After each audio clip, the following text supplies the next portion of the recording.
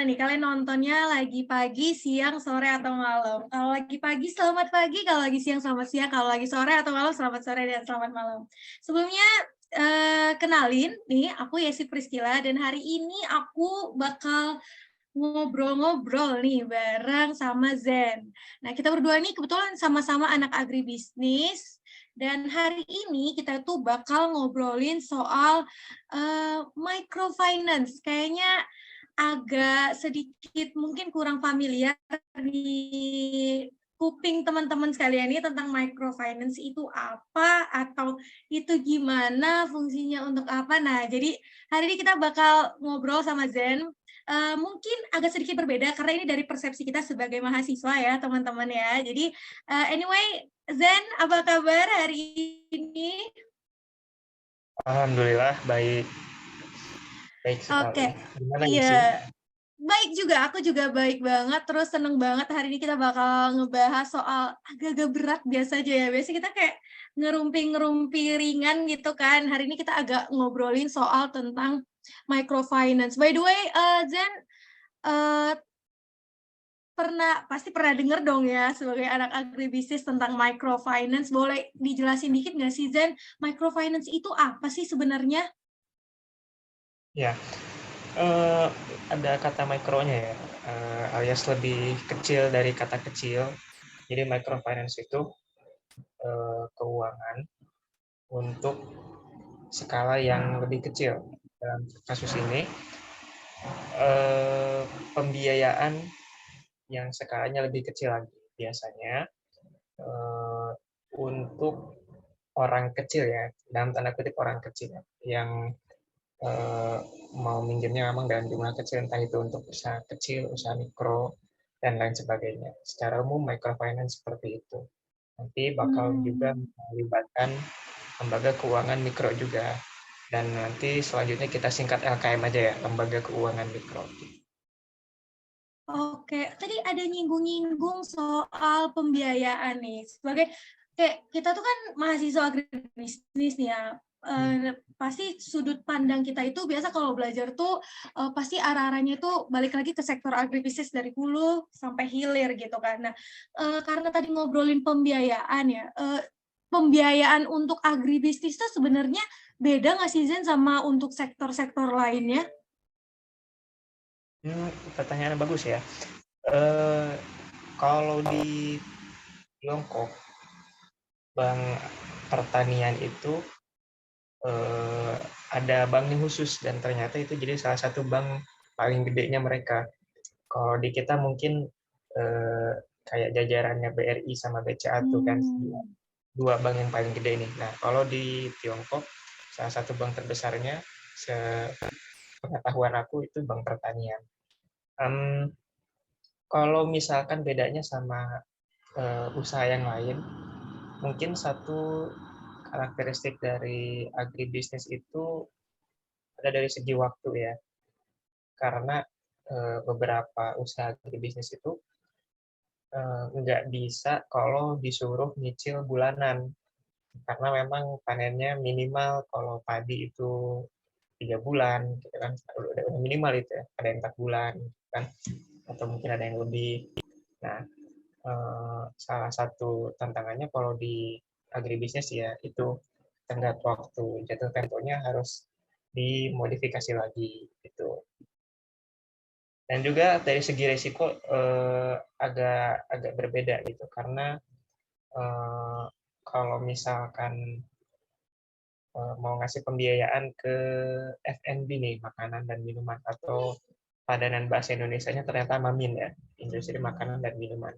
Kalau misalkan kita lihat industri Mamin ini lagi menjamur gitu ya, bank atau lembaga keuangan mikro itu gampang aja buat ngasih pembiayaan, karena oh ini lagi menjanjikan nih, industri ini atau sektornya lagi menjanjikan, kita kasih aja pembiayaan. Tapi kalau misalkan katakanlah ke petani tadi ya, sekalipun semua orang makan nasi ya, kenyataannya nggak semua petani padi itu eh, keuangannya stabil gitu ya, profitnya stabil, belum tentu. Entah itu ada risiko gagal panen lah, risiko cuaca lah, risiko macam-macam lain sebagainya. Jadi di agribisnis, tantangan pembiayaannya salah satunya itu risiko. Gitu ya sih. Menarik, menarik, menarik. Jadi jenis pembiayaannya sama tapi resikonya berbeda, terus alur untuk cara melunaskan pembayarannya juga berbeda dari sektor-sektor lain ya, si sektor agribisnis ini tadi.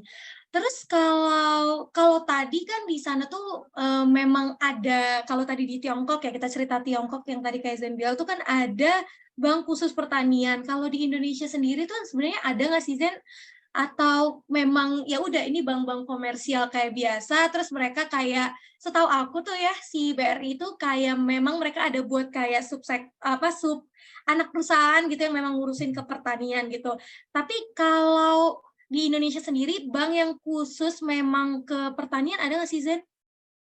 Nah, di Indonesia bank yang kayaknya menyasar industri kecil dan menengah kecil ya, kita katakan industri kecil itu mungkin BRI ya. Dulu BRI itu punya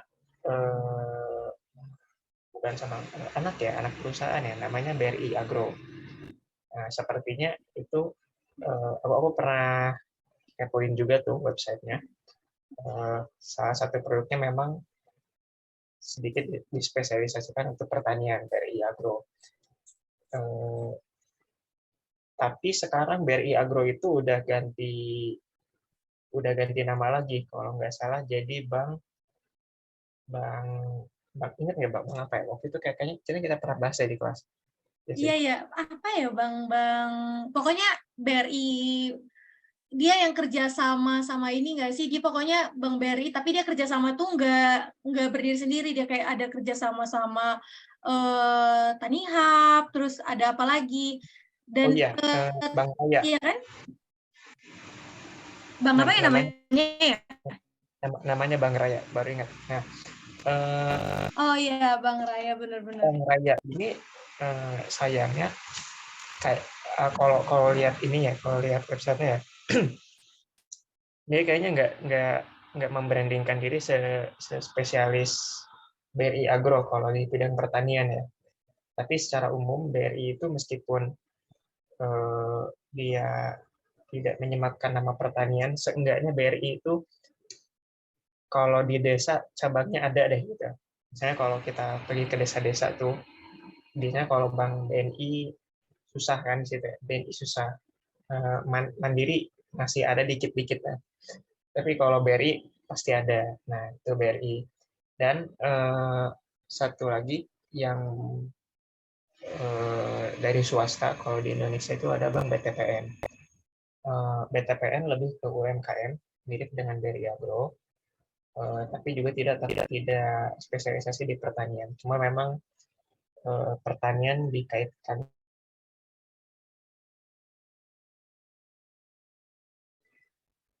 Nah, satu hal yang menarik dari BTPN Syariah itu, dia pertama selain punya branding atau visi ke pemberdayaan perempuan. Jadi dia akan memprioritaskan pembiayaannya ke pelaku usaha kecil yang berjenis kelamin perempuan. Gitu. Nah, dan bukan hanya itu, kedua, BTPN Syariah juga sedikit yang aku tahu seperti menggunakan metodenya Grameen Bank mungkin dari Pakistan kalau nggak salah. Nah, BTPN Syariah punya namanya Bankir Pemberdaya. Jadi mereka merekrut misalnya lulusan SMK atau SMA, tentu saja perempuan diprioritaskan, dan nanti yang nasabahnya itu dia bukan hanya diberi pinjaman saja, tapi mereka juga diberi semacam pembinaan begitu. Dan menurut aku ini satu hal yang harusnya dilakukan oleh semua lembaga keuangan yang lain. Karena namanya lembaga keuangan ataupun perbankan sekalipun, dia itu sejatinya adalah sektor pendukung kan ya. Kalau di agribisnis tuh hulu hilir Ya, on farm sistem ada pendukung. penunjang dia. Nah, penunjang. Yang kalau di agribisnis tuh kayak logikanya kesuksesan usaha lembaga keuangan itu ya tergantung dengan kesuksesan sektor utamanya yang dia tunjang gitu kan ya. Artinya ini juga yang kita lihat dari tantangan lembaga keuangan mikro zaman sekarang kan. Ada banyak berita kalau fintech-fintech itu menghadapi kredit macet yang tinggi tuh angkanya sekarang. Sampai-sampai mereka tuh lagi beberapa ada yang dibekukan dan OJK aja lagi nggak ngeluarin izin baru buat fintech. Kenapa? Karena sekarang itu lagi pada menghadapi kredit macet gitu. Nah itu kan di satu hal yang mungkin mereka harus belajar dari BTPN Syariah adalah sadari gitu kalau peran mereka itu adalah penunjang. Kesuksesannya tergantung dari sistem yang mereka sektor atau industri yang mereka tunjang. Maka seharusnya tidak rugi ya kalau misalkan terutama di UMKM kalau misalkan mengeluarkan effort juga buat membina sektor yang dia beri pembiayaan gitu. Meskipun kalau misalkan bicara soal tantangan ya, ada banyak tantangan dan PR ya kalau lembaga keuangan mikro, terutama di agribisnis. Salah satunya adalah waktu itu kalau di kelas kita pernah membahas tentang komersialisasi dan bukan komersialisasi, kapitalisasi kalau nggak salah ya. Dua kata bersaudara itulah ya. Komersialisasi dan kapitalisasi. Jadi kalau kita lihat ya di iklim kerja di iklim lingkungan kerja biasanya manajer itu suka bikin target, katakanlah target penjualan atau di sini mungkin target penyaluran kredit kalau di bank ya. Nah nanti si salesnya itu mereka disuruh buat nyari market lah ya, termasuk kalau di LKM berarti mereka nyari nasabah gitu. Nah karena mungkin entah targetnya ini yang kurang realistis atau gimana, tekanan komersialisasi ini malah jadi bumerang gitu. Karena kadang-kadang mereka malah memilih nasabah yang sebetulnya mungkin kurang Potensial ya, mungkin ya. kurang potensial dan juga mungkin bisa diragukan kemampuan membayarnya gitu. Akhirnya banyaklah kejadian yang kredit macet atau gagal bayar mungkin bahkan ya atau bahkan gagal bayar. Padahal satu lagi kalau bicara soal kredit mikro ya, kalau kita lihat ke belakang ya, dulu sebelum banyak sekarang perbankan lah ya, biasanya di pertanian atau di pedesaan itu sumber pembiayaan ada di, kalau nggak koperasi ya rentenir gitu. Kita tahu sendiri kan ya, rentenir itu biasanya bunganya gede gitu. Tapi orang itu ya antara sanggup bayar atau gagal bayar sih ya, kemungkinannya emang dua. Karena dia ilegal juga, kita nggak tahu datanya seperti apa. Tapi yang pasti kalau di pembicaraan keluarga besar ayah aku nih di desa Pagar Ageng, Kabupaten Tasikmalaya, angka orang yang jadi rentenir itu kayaknya lagi nambah nih, akhir-akhir ini kayaknya lagi nambah. Kan ini satu hal yang menarik ya, orang yang ngasih pembiayaan dengan bunga gede aja kok bisa bertumbuh gitu. Karena harusnya logika kita ya, harusnya yang normal-normal nih, yang legal-legal ini harusnya bisa lebih bagus lagi dong, ya kan? gitu. Benar, benar, Eh, benar, benar, benar. itu eh, satu tantangan dan PR tersendiri ya.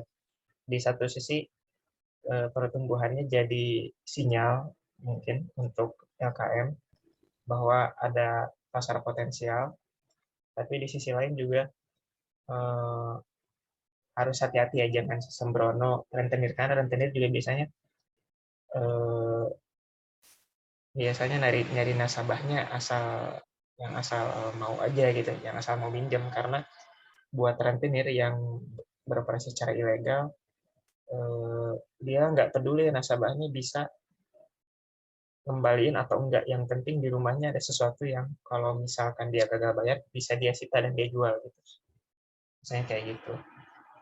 Itu ya sih, coba Iya, adakah topiknya.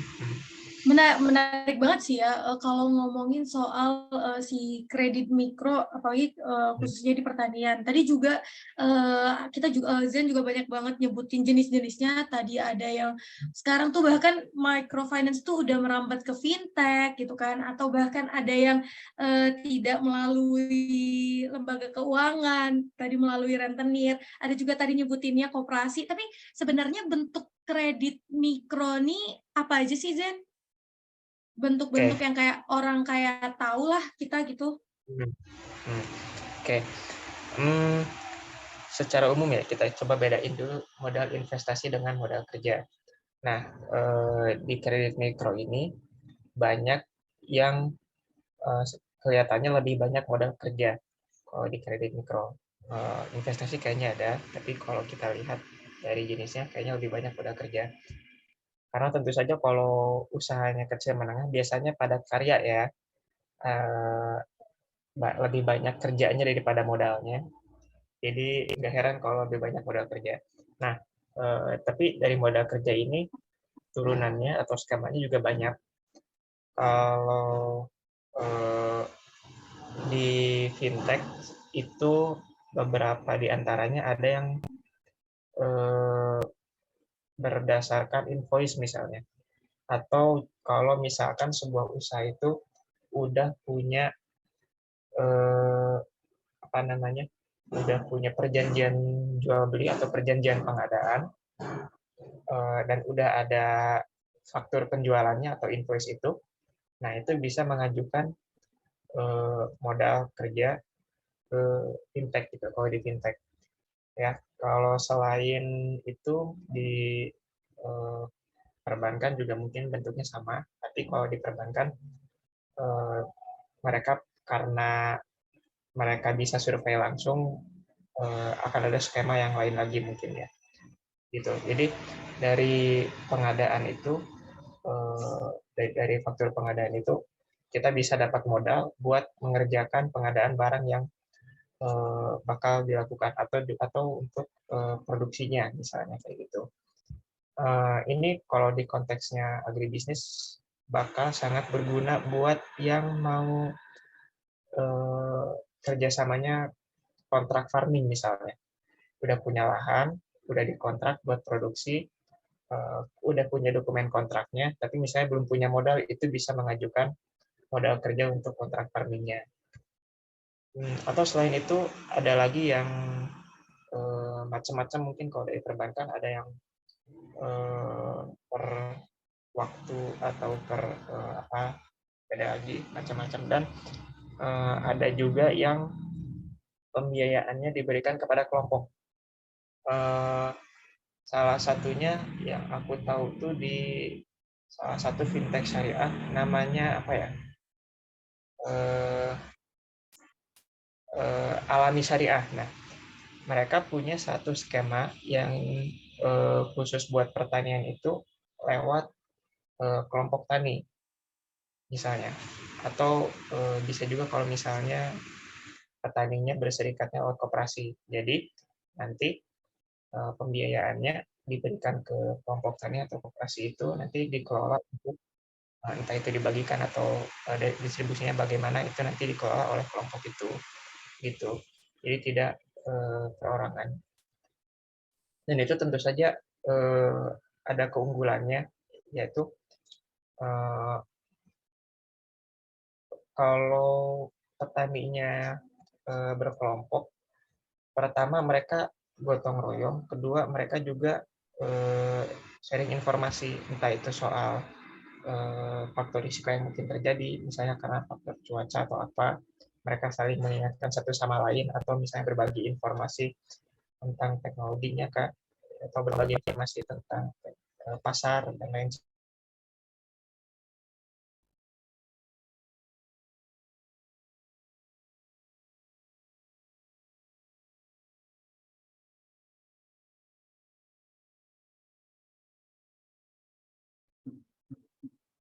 berbagai macam kalangan, kenalannya dari sesama petani lah, dari supplier, dari pasar, dari lembaga penelitian misalnya dan lain sebagainya. Nah itu mereka biasanya lebih sukses dan lebih uh, performa finansialnya misalnya lebih tinggi gitu. Itu kira-kira kalau untuk produk dan skemanya ya sih ya. Oke. Ini sebenarnya aku tadi belum nanya sampai ke skema, tapi langsung udah dijelasin sama Zen. Oke, mungkin karena kita udah kehabisan waktu ya, jadi ini pertanyaan terakhir sih. Kan tadi kan sebenarnya kredit mikro ini tuh sangat berpotensial ya untuk tumbuh di Indonesia. Di sektor agribisnis tuh dia juga sangat potensial karena kayak kita tahu petani-petani di Indonesia itu rata-rata kalau ngajuin kredit itu tuh hitungannya maksudnya ke si kredit mikro ini dengan jumlah pinjamannya gitu. Jadi sebenarnya upaya apa sih yang bisa dilakukan baik dari lembaga keuangan atau dari sisi aspek aspek kebijakan kayak pemerintah atau apapun itu yang bisa mendorong peningkatan si kredit mikro ini supaya bisa ini nih bisa makin banyak membantu dari sektor agribisnis sendiri. Ya, pertama edukasi literasi keuangan itu perlu ya, supaya petani itu bisa paham tentang, pertama tentang keuangan, kedua tentang produk finansial yang bisa mereka dapatkan gitu. Nanti lewat edukasi ini petani bisa sadar kalau misalnya mereka ingin berekspansi atau lain sebagainya, itu nggak harus pakai sumber daya mereka sendiri loh, bisa pakai pinjaman dari luar misalnya begitu. Kedua, tentu saja selain keuangan, petani sendiri juga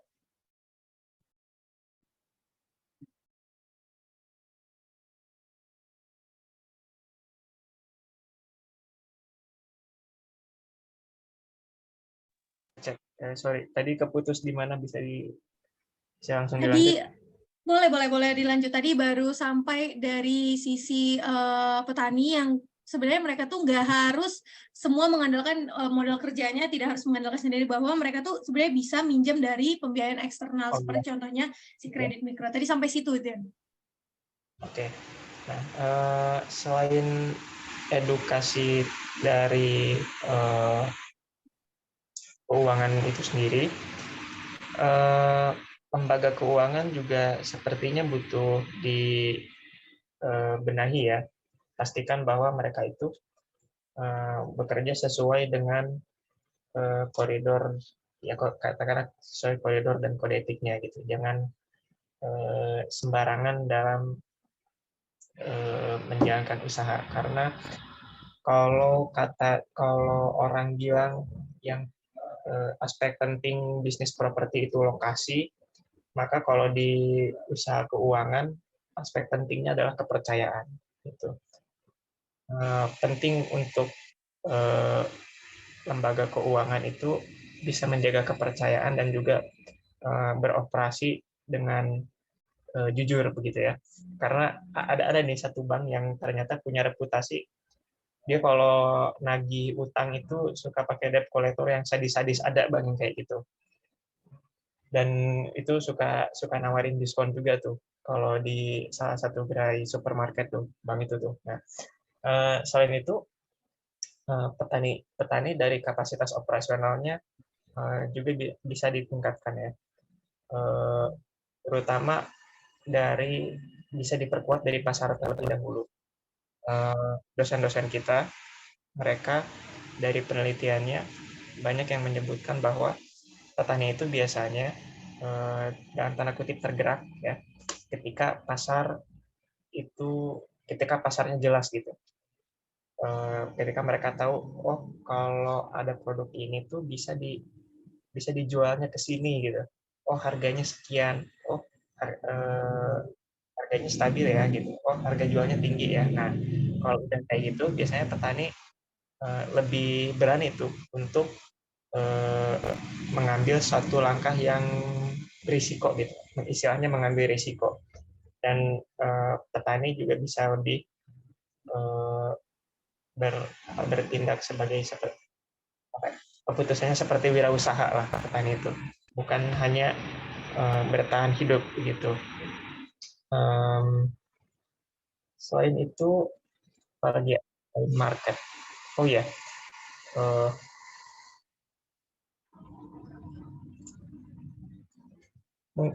mungkin itu ya sih ya, yang Itu bisa aku sampaikan. kuncinya banget nggak sih, kayak dari Ya, sisi petani itu harus dapat literasi, dari sisi lembaga keuangan mereka juga tetap harus ingat kalau mereka itu sebenarnya sisi penunjang. Jadi kalau si usaha aslinya nggak jalan ya uang mereka bakal kemungkinan sangat besar untuk kredit macet ataupun gagal bayar. Oke, Zen, thank you banget udah mau ngobrol bareng aku tentang kredit mikro ini. Semoga dari obrolan kita ini makin membuka wawasan tentang kredit mikro itu apa, khususnya kredit mikro di bidang pertanian itu sebenarnya sangat berpotensial, baik dari sisi si lembaga keuangannya, baik juga dari sisi petani. Semoga juga kredit mikro dari lembaga keuangan juga makin merata di seluruh petani, supaya petani juga makin gampang untuk dapat peminjaman yang memiliki lembaga keuangan yang kredibel. Jadi mereka nggak harus minjem dari apa namanya rentenir lagi, dan mereka bisa dengan pasti untuk meminjam langsung ke lembaga keuangan yang terdaftar di OJK atau di yang terpercaya lah pokoknya. Makasih ya Zan sekali lagi, dan terima kasih juga buat teman-teman atau siapapun yang dengerin obrolan kita ini. Aku Yesi Priscila dan Zen pamit undur diri. Selamat pagi, siang, sore, dan malam.